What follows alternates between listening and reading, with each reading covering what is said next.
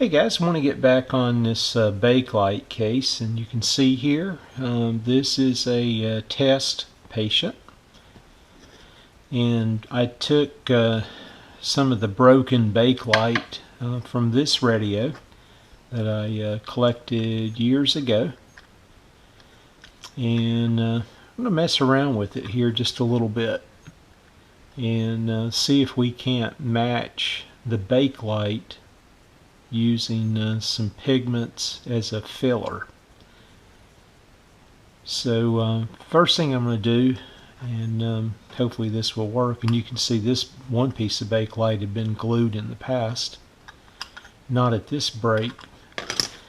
I'll just take this piece, these two pieces here, and just have some supporting here for the substrate, and use some quick drying epoxy. Hopefully I can get this to set up in 30 minutes or so, and then we'll start trying to fill in or create a filler for this area, and see how closely we can match the Bakelite, which I've never done and think it will be at least fun to try. See what kind of results we get. I don't have high expectations, but let me get this back together in these two pieces here with some epoxy. Then we'll take a look at it, let it set up, and then we'll look at the filler that I'm going to use, and start messing around again with the pigments to match the different colors here in the Bakelite. And let's see how close we can come, and see again if we can hide any of the imperfections here in lieu of painting the Bakelite cabinet on that RestoreOldRadios radio. Okay, I think the epoxy here's setting up pretty good.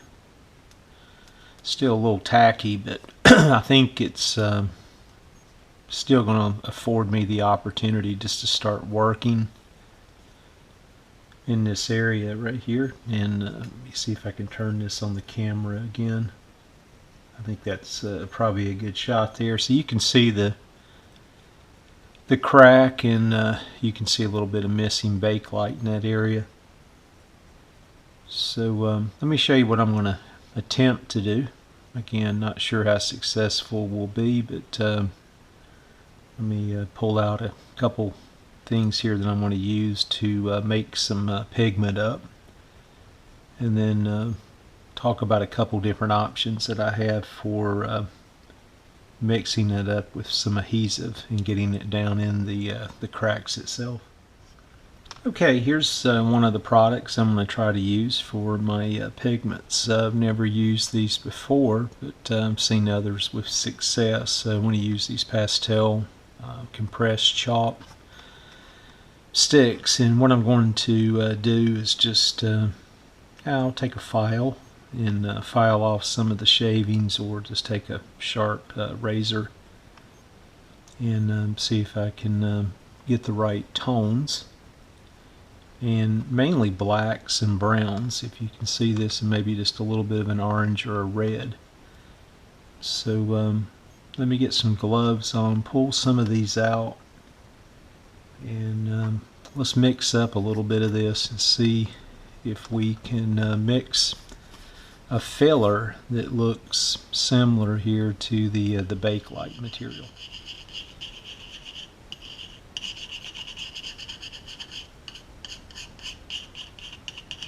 Let me just continue this process here, adding just a little. You see again, I'm just blending the different colors here together, trying to come up with a close match.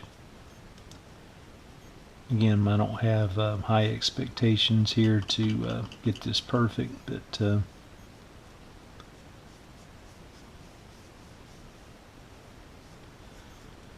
see what we end up with here at the end of the day. Sit up here.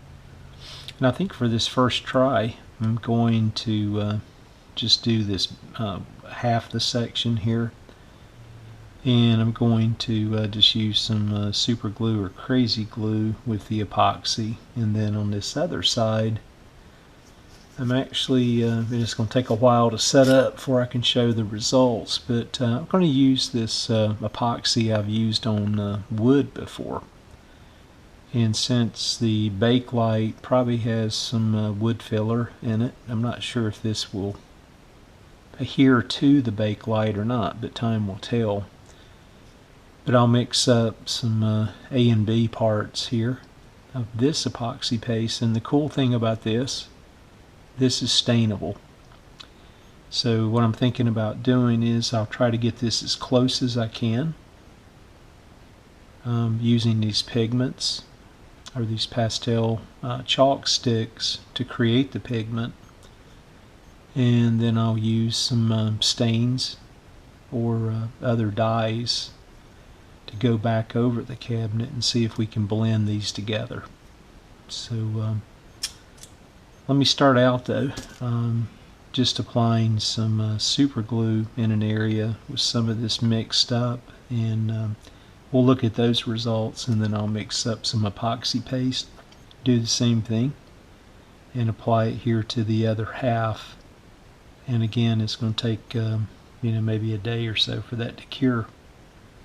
I'll report back as soon as possible on those results, and we'll look at it together. So I've got my 2 parts epoxy here, and you can see I didn't have enough of the chalk here for using as a pigment, so I'm just blending up another batch here, going off a memory of what I did before. And I used 3 different colors. And again, I'm not worried about this being exact anyway, because again, this particular product is stainable. So that gives me an advantage working with the area after the fact. And I can see I'm going to have to add a lot more pigment, because you can see it turning more of a grayish color, which again is fine. So I'll continue to do this off camera, and then we'll take a look at it, fill this in. Again, we'll raise it up because I'll sand it back down flush on the surface. We'll update here on where I'm at, just mixing everything up. You can see I'm still continuing to apply the chalk as a pigment, and I'll continue to do that. Again, I'm not worried about getting the exact color, and the more that I blend this in, it looks like it's going to take just tons of the chalk material or pigment to change the color of the mixture. This thing just kind of turns a little bit of a gray, but I'll continue working with it here. And again, this is the stainable product, so that is an advantage for me, because I can again use marker pens or other techniques maybe to disguise the crack once it sets up overnight.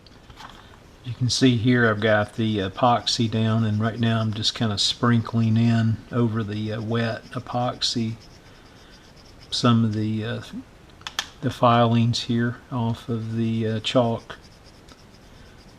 And again, the purpose of doing so is just to create just a little bit of a blend that matches the Bakelite.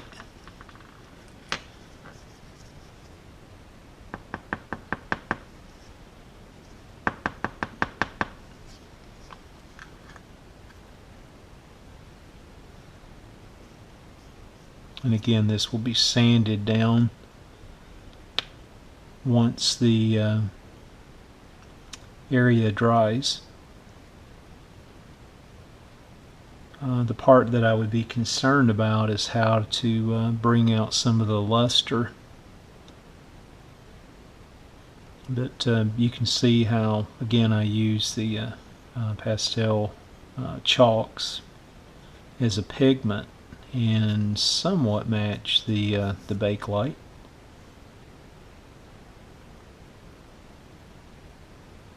So pretty pleased with that actually.